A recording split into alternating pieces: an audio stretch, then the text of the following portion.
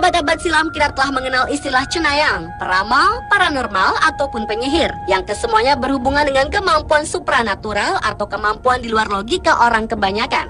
Dan dalam beberapa kasus, seringkali kegiatan mereka dikaitkan dengan seseorang yang jahat, yang memanfaatkan ilmu atau kemampuannya untuk mencelakai dan melukai, bahkan menghilangkan nyawa orang lain.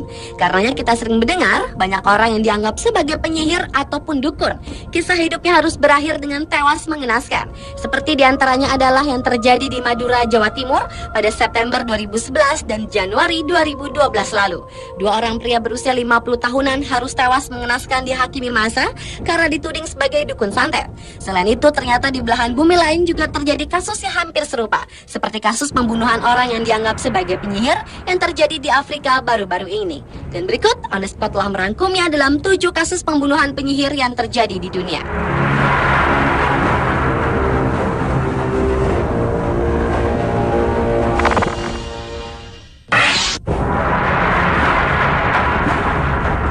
Diawali dengan kasus lama tentang peradilan penyihir di Jerman yang dibuka kembali. Pemerintah Jerman kembali membuka kasus peradilan Katharina Heno, seorang wanita kepala kantor pos yang tewas dibakar di kota Cologne karena dituduh sebagai penyihir pada tahun 1627. Ia ditangkap keuskupan pada Januari 1627 karena dituduh menggunakan ilmu sihir untuk menyebar wabah penyakit atau membunuh beberapa orang.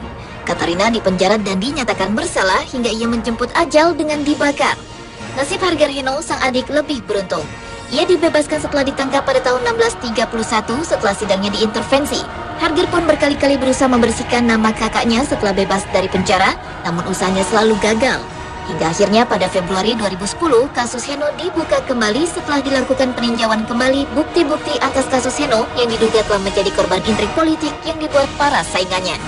Heno memang terkenal dengan reputasinya sebagai orang yang terhormat, sehingga seorang pendeta dan guru agama di Cologne, Hartmut Hegler, ikut meminta dibukanya kembali kasus yang melegenda di Jerman.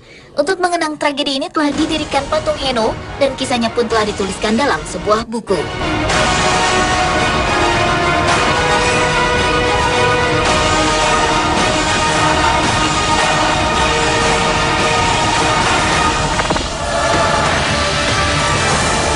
Berikutnya adalah kasus pembunuhan terhadap anak-anak yang dituduh sebagai penyihir di Afrika.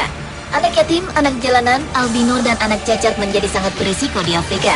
Pasalnya, laporan Badan Dunia UNICEF menyatakan bahwa anak-anak yang dituduh sebagai penyihir telah dibakar, dipukuli, dan bahkan langsung dibunuh sebagai hukumannya. Kebanyakan anak-anak yang dituduh sebagai penyihir adalah anak laki-laki dan rata-rata usia sekitar 14 tahun. Mereka selalu diserang, disiksa, dan bahkan disirami bensin pada mata atau telinga mereka sebagai bentuk untuk mengusir arwah jahat yang diyakini telah merasuki mereka. Meningkatnya kekerasan yang terjadi terhadap anak-anak dikarenakan tingginya urbanisasi pada benua itu dan juga gangguan yang disebabkan oleh perang. Faktor sulitnya ekonomi juga diperkirakan menjadi penyebab hal tersebut. Seperti dilansir BBC pada Juli 2010 lalu, telah lebih dari 20.000 anak jalanan dituduh sebagai penyihir di ibu kota Kinshasa, Republik Demokratik Kongo.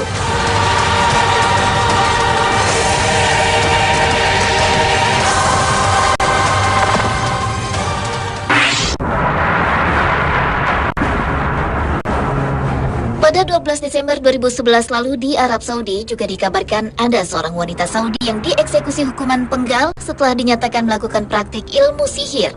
Menurut Kementerian Dalam Negeri Saudi, eksekusi penggal untuk kasus ilmu sihir merupakan kali kedua di tahun ini. Aminah binti Abdul Halim Nasar dieksekusi di Provinsi Al-Jauf, sebelah utara Arab Saudi.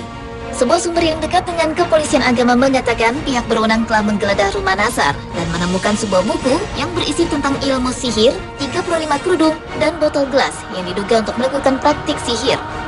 Surat kabar Arab Al-Hayat melaporkan bahwa Aminah mengklaim bisa menyembuhkan penyakit dengan menjual jilbab dan 3 botol ramuan seharga 1.500 rial atau sekitar $400 atau sekitar 3,6 juta rupiah. Dewan Amnesty Internasional Timur Tengah dan Afrika Utara Philip Luther mengutuk eksekusi penggal itu.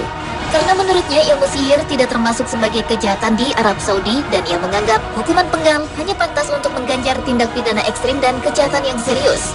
Ia menuding bahwa tuduhan sihir sering digunakan oleh pemerintah Saudi sebagai tabir untuk mengelabui praktik kebebasan berpendapat.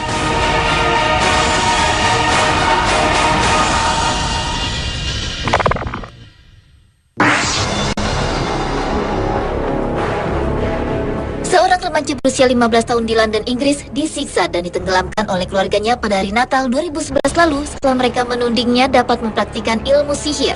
Anak lelaki bernama Christy Bamu itu menderita 101 luka yang berbeda setelah diserang dengan palu, linggis, dan berbagai alat lainnya. Christy ditemukan tewas setelah disiksa dan ditenggelamkan ke dalam bak mandi. Awalnya Christy tengah melakukan kunjungan Natal ke rumah kakaknya Magali Bamu di Newham, London Timur, di mana peristiwa naas itu terjadi. Namun entah mengapa Eric Bikubi, sang kakak ipar, menuduh Christy telah mempraktikkan sihir yang mempengaruhi ketiga anaknya. Meski Christy membantah tuduhan tersebut, namun sang kakak Magali justru ikut menuding dan menyiksanya.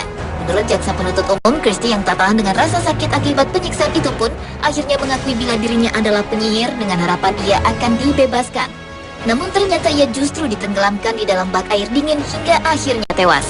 Kini kedua kakaknya tersebut ditahan pihak berwajib untuk mempertanggungjawabkan perbuatan kejamnya tersebut.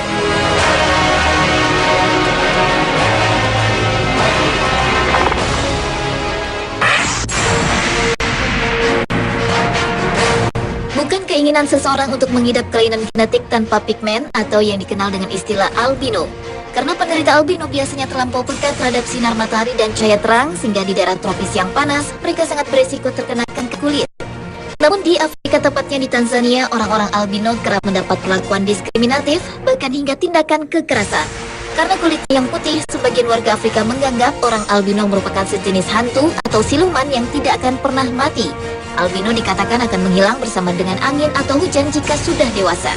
Akibatnya, kepercayaan primitif ini di beberapa komunitas di Tanzania, para pengidap albino menjadi sasaran pembunuhan dan mutilasi, bahkan bagian tubuhnya digunakan untuk ritual sihir atau jimat pengasihan. Selain anggota tubuhnya, korban-korban pembunuhan itu juga diambil organ dalamnya untuk dijual ke penadah. Selain itu, sebagian warga primitif Tanzania juga percaya bahwa wanita albino diyakini dapat mengobati penyakit AIDS, sehingga menyebabkan banyaknya perkosaan terhadap wanita albino sekaligus menambah jumlah penderita AIDS di negara ini.